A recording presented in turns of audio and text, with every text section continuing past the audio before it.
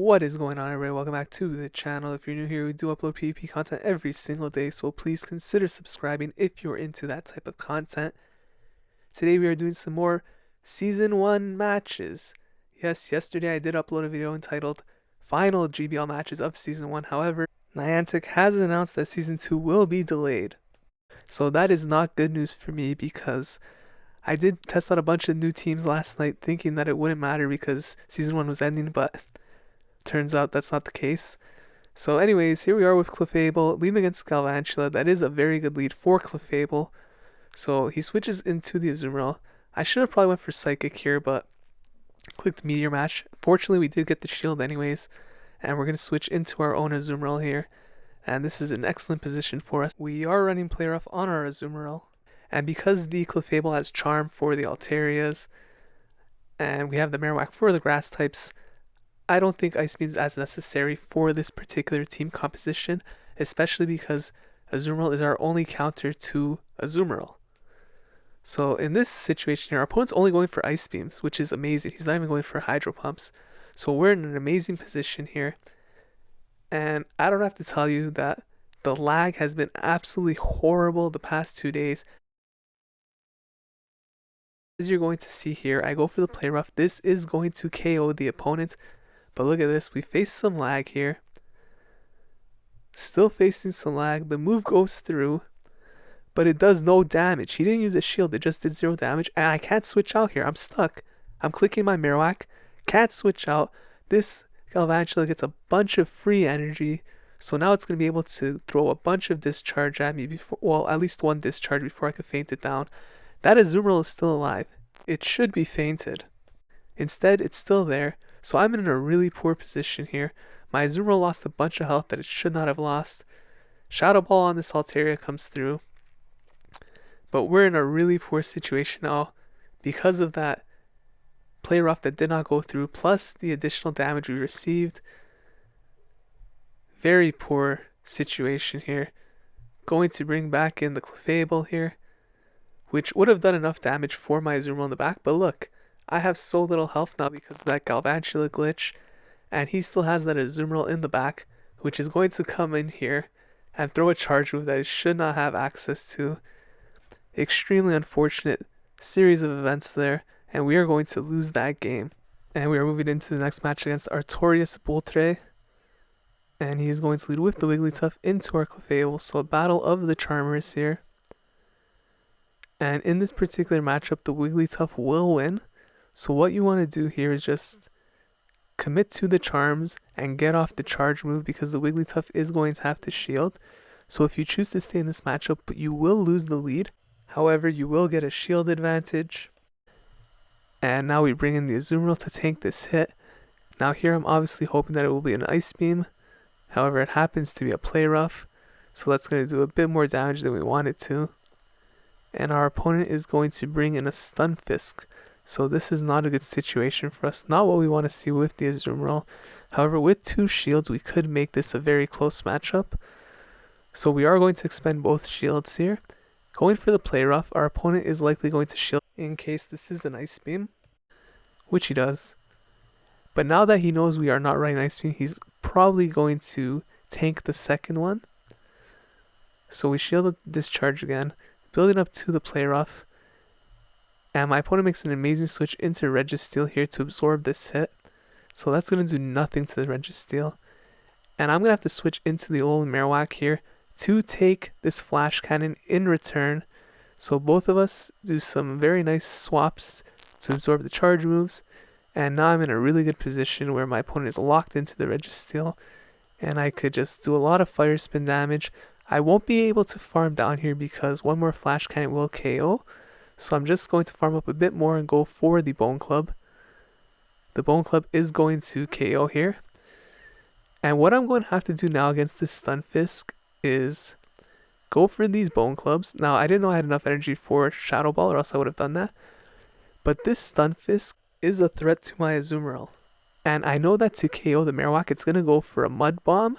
So I'm going to try and sack swap my Azumarill to catch the Mud Bomb. Which we do. If this is a discharge, it will KO, but it is the Mud Bomb as he was planning to hit that on the Alolan Marowak, And because it's a Mud Bomb, we do survive that, and we're able to win this game. So very well played there. And the next matchup here is against Domake. And I believe this is a subscriber to the channel. So a big shout out to you.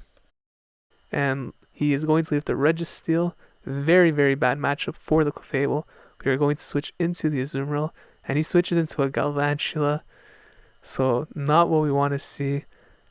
I don't really see too many people use Galvantula as a switch. Most times it is in the lead. But in this situation here, you could see how threatening it is. Instantly destroying my Azumarill. There isn't really anything I could do.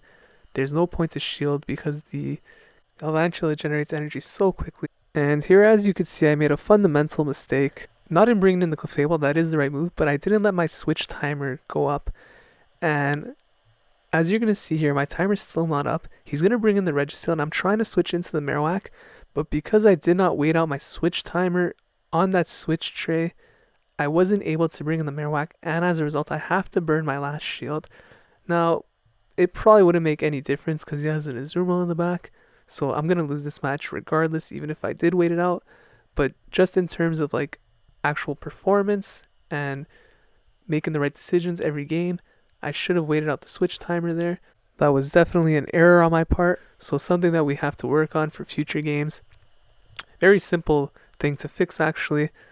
A little bit mental, but the Hydro Pump is going to come through here, and this game is pretty much over. The Clefable, even if it gets rid of this Azumarill, is going to have no answer for the Registeel in the back. And this is going to be a very well played game here by Domake. Great matchup, very well played. Thank you so much for subscribing to the channel, and good luck in your future battles. Hopefully we will run into each other again. So moving on next into now Monshi. And they are going to lead with the Skarmory. So Skarmory is also a pretty bad lead for Clefable. So I'm going to switch out into the Azumarill here. And whenever I switch out into the Azumarill, it's always a little bit of a anxious wait to see what they bring in response. I love it when they bring in Azumarill because I do have the play rough going. So I'll be able to regain switch advantage. Registeel isn't the worst thing for me to see, to be honest. I'm okay burning the shields here to ensure that I win switch advantage. The things you don't want to see are like electric types, like in the last match against Galvantula, or a grass type. And as long as you could sort of avoid those two Pokemon, you should be in a pretty good situation to regain switch advantage, even if you lose the lead. So Azumarill is kind of a safe switch in that sense, but with grass being very common, it is a little risky. Either way, we do take out the Registeel here. And we are down a shield, but that's okay. I'd much rather have the switch advantage in this particular matchup because I do not want that Skarmory to be facing my Clefable. And I'm going to have one more charge move here. Let's see if we could get a shield from our opponent. We do. And at this point, I could bring in the Alolan Marowak, who is going to put on a lot of damage here with these fire spins. Sky Attack is going to come through.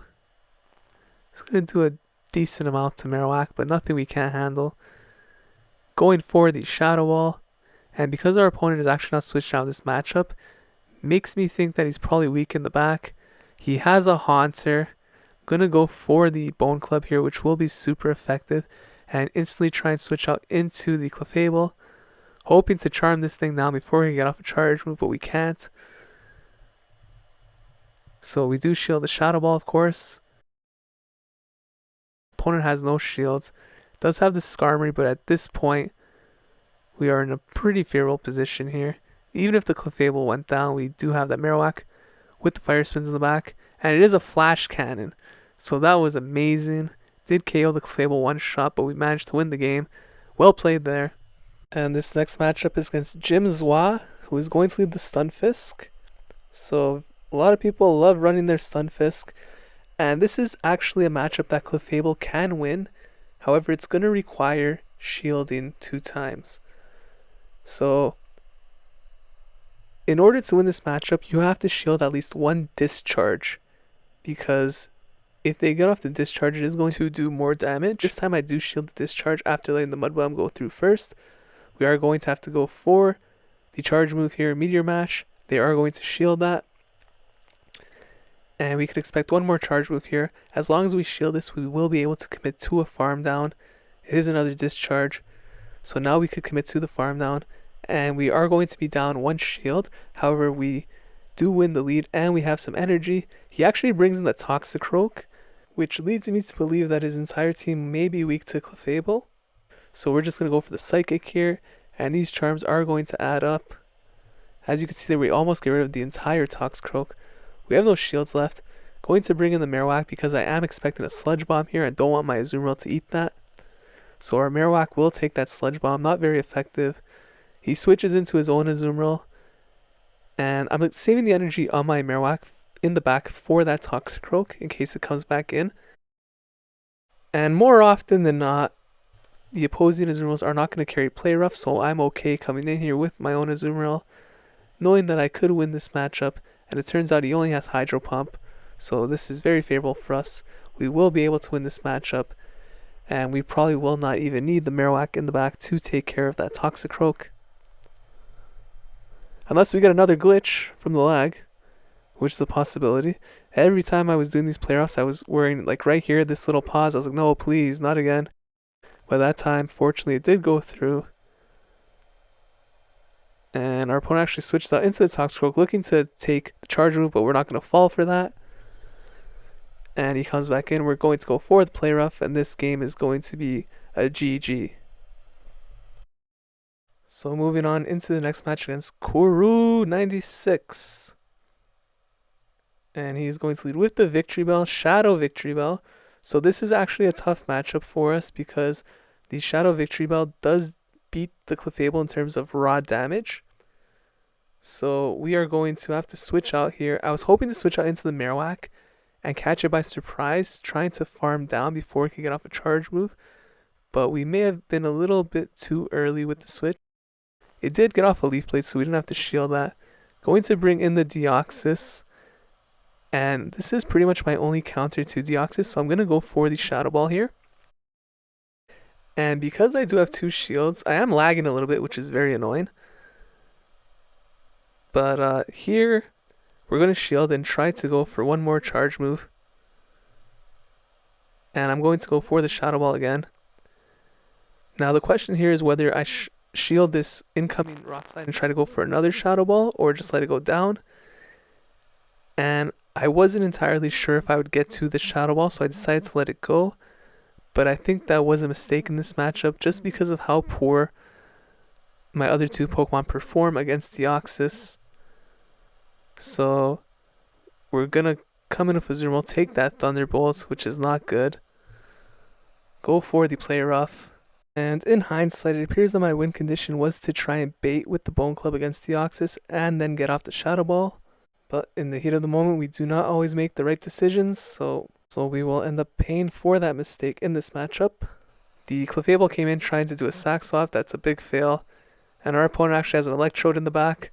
So two Pokemon that could defeat Azumarill. So long story short, we would have lost this matchup anyways. Mescarnagi is up next. And he's going to lead with the Toxicroak. So you love to see this. Beautiful lead for our Clefable. And he switches into Froslass, and this completely caught me off guard. I didn't know what to switch into. Azumarill is not the correct switch neither, and honestly, I was just supposed to stay in there with the Clefable. Clefable had done so much damage to that Froslass already. By switching into this Azumarill, not only am I going to have to burn my shields, but I'm going to give up switch advantage as well. So I'm desperately trying to use my shields here in an attempt to maintain switch advantage so that I could line up with that Toxicroak in the back. But at the same time, I'm not considering that that Toxicroak is going to have access to Sludge Bomb. So if I have no shields left for my Clefable, I'm going to get destroyed here.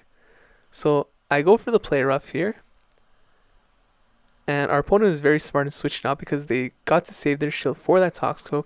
I bring in my Clefable, forgetting that Toxicroak has Sludge Bomb, so I'm pretty much sacking my Clefable. And the amount of mistakes I made in this match is absolutely amazing. Bring in the Azumarill again. And honestly, if I was going to commit both of my shields to that Azumarill against the Froslass anyways, I may as well have just brought in the Alolan Marowak. Because if I could burn both shields I could just beat that Froslass with the Fire Spin damage. Obviously the Shadow Balls would hurt, but if I'm going to use the shields anyways, the Froslass is going to lose just from the Fire Spin damage because the Clefable had already put it into half health. And had I done that, I would have had the Azumarill here in the back to face their own Azumarill. Instead, I've managed to put my Marowak against the Azumarill. So this entire matchup was just extremely poorly played, and sometimes spicy picks like that could do that to you. I'm not used to facing Frostlasses, so I panicked a little bit, but it is what it is. Tumu 800 is up next. This is the final matchup in the set, I believe. They're leading with the Swampert, and Clefable versus Swampert is actually a really interesting matchup. Clefable can win this match, but it is going to require shields, of course, and preferably you would want to shield a Sludge Wave because you could survive a Hydro Cannon, but I didn't want to take any chances, so I actually ended up playing that a little bit poorly. But fortunately, our opponent did switch out into Registeel, which is going to allow me to make up for this shield disadvantage because I could farm down here without having to use any shields. So all I have to do is use some Fire Spins and go for the Bone Club, and we'll be in an okay position again. So here there is a little bit of lag happening, and it looks like that Flash Cannon did not go through, and now I'm lagging as well. So a little bit unfortunate there for our opponent not getting that Flash Cannon through. However, against the Marowak it doesn't really make much of a difference. I actually undercharged this Bone Club, or I lagged, I'm pretty sure it was undercharge, so I could farm down a bit. He goes for the Focus Blast, which isn't going to do anything. We're able to farm down, and the Altaria comes in. I was expecting the Swampert, so I went for the Bone Club. Happened to be the Altaria, so I kind of wish I went for Shadow Ball instead. But this is a really good position for us because even though we're down 2 shields, we have Clefable, whose Charm damage is going to do a lot to Altaria without having to burn any shields. And Azumarill will also be in a really good position against Altaria. So we managed to get 1 shield there, thankfully. And the Clefable is going to come back in. I'm going to look to burn this last shield on the Altaria. We do. I tried to switch into Azumarill to take this hit, but we weren't able to do it. So Sky Attack comes through. I was anticipating to switch into Swampert, so I switched out into my Azumarill. Even if this is a Sludge Wave, it will not KO. It's a Hydro Cannon again, so maybe they're running Earthquake. But we're going to end up winning this matchup. If you enjoyed this video, please consider leaving a like, commenting, subscribing to the channel. Thank you so much for watching, and I'll see you in the next one. Take care.